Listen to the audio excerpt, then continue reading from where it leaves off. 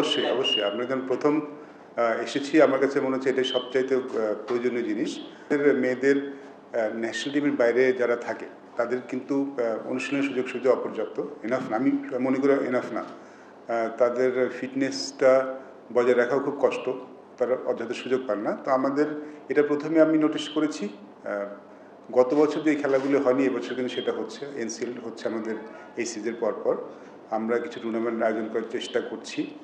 আমরা in touch with Sri Lanka board, যেখানে হয়তো আমরা এই দল নিয়ে যেতে পারি সেই কথা হচ্ছে। কিছু তো অবস্টাকল আমাদের থাকে ডেফিনেটলি, কারণ একটা আমাদের ছেলেদের বিজি স্কেডিউল শুরু হয় জানুয়ারি থেকে, তখন মেয়েদের জন্য আলাদা মাঠ পাওয়া খুব মুশকিল হয়। আমরা কিন্তু প্রিমিয়ার লিগ খেলি যায় জুন জুলাই মাসে, যেটা আমি মনে করি ক্রিকেট খেলার জন্য আদর্শ সময় নয়, এবং এই সময়টুকু তাদের তেমন কিছু থাকে না। তো আমরা চেষ্টা করছি যে তাদের জন্য আলাদা কিন্তু কোনো গ্রাউন্ড যদি প্রোভাইড করতে পারি, তো দ্যাট এই মাঝখানের সময়টা যদি আমরা অন্য কোনো কিছু খেলতে পারি, বিকজ এটা আসলে ঠিক না যে তাদেরকে খেলার প্রিমিয়ার লিগের মাঝখানে অনেকক্ষণ বসে থাকতে হয়। বাট নেক্সট যে 1 ইয়ার দে উইল বি বিজি, তাদের অনেক খেলা থাকবে, আমরা চেষ্টা করছি এবং সেটা আমাদের মূল ফোকাস।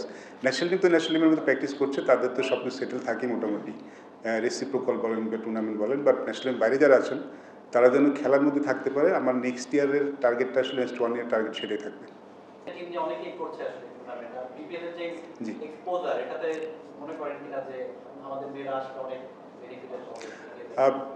আমাদের ক্রিকেটটা বেনিফিটেড হবে, আমাদের মেয়েদের ক্রিকেটটা ডেফিনেটলি বেনিফিটেড হবে এবং এটা সময়ের দাবি। আমার মনে হয়, আমি এখনও বলতে পারছি যে সেটা হবে, বিকজ আসলে সেরকম বলার মতো পরিস্থিতি নেই।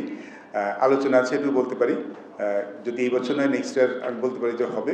বাট এই যেহেতু একটা বিপিএল টুর্নামেন্ট করার অনেক কিছু ব্যাপার থাকে, সো এই সময়ের মধ্যে সেটা করতে পারবো কিনা আমি শিওর না। বাট এই বছর না নেক্সট ইয়ার হবে এটা বলতে পারি, এবং সেটা আসলে হঠাৎ শুধু মেয়েদের পার্সোনাল বেনিফিটের জন্য না, এমনকি মেয়েদের ক্রিকেটের জন্য খুব দরকার, সব জায়গায় হচ্ছে এবং আমাদের এখানে হবে বলে আমি বিশ্বাস করি।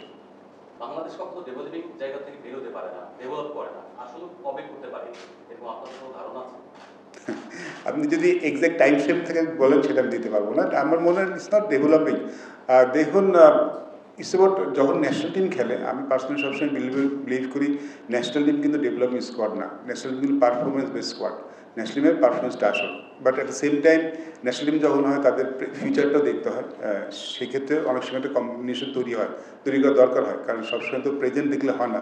আপনার সামনের দিকে তাকাবেন, আপনার যদি টার্গেট নেক্সট ওয়ার্ল্ড কাপ থাকে, এই মাঝের পিরিয়ডটা কিন্তু আপনাকে টিমটাকে বিল্ড আপ করতে হয়। আমার মনে হয় ডেভেলপিং বলতে সেটাই বোঝাতে চান সবাই।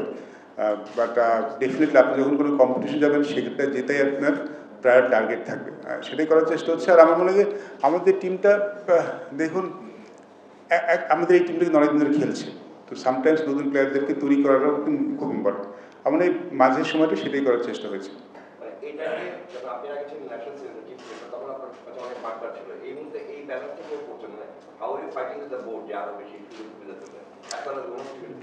সোফার আমি যখন ওমেন্স টিমের সাথে কাজ করা শুরু করেছি, বোর্ডের কাছ থেকে আমি যখন যে রিকোয়ারমেন্ট চেয়েছি সেটা কেউ না করেনি। সোফার আমার এক্সপিরিয়েন্সটা খুব ভালো, এবং আমার মনে হয় গোয়িং ফরওয়ার্ড তারা এটাকে সিরিয়াসলি নিচ্ছেন। কারণ দেখুন, আমার যে এক্সপিরিয়েন্স ওমেন্স টিমের সাথে 3 মাসে, আমি যেটা রিয়েলাইজ করলাম, এখন কিন্তু বাকি দলগুলি অনেক এগিয়ে গেছে। তাদের সাথে কিন্তু যদি আমাদের কোঅপ করতে হয়, আমাদের অনেক কিছু ইনক্লুড করতে হবে, অনেক কিছু চেঞ্জ করতে হবে। বাকি দলগুলি কিন্তু খুব সিরিয়াসলি ক্রিকেট খেলে, আপনারা দেখেছেন হয়তো India, Australia, they very fit, very skilful. তারা কিন্তু খুব বেশি ডিফারেন্সিয়েট করে না ছেলেদের সাথে মেয়েদের সাথে, তারা অলমোস্ট সেম। আমি একজন প্রশিক্ষকের জিজ্ঞেসও করেছিলাম, দে অ্যাপ্লাই সেম থিং। সো আমাদেরও আসলে সেভাবে চিন্তা ভাবনা করতে হবে। আর সোফার বোর্ড ইজ ভেরি, আমার মনে বোর্ডও খুব ইন্টারেস্টেড মেয়েদের ক্রিকেটটা ইমপ্রুভ করার জন্য।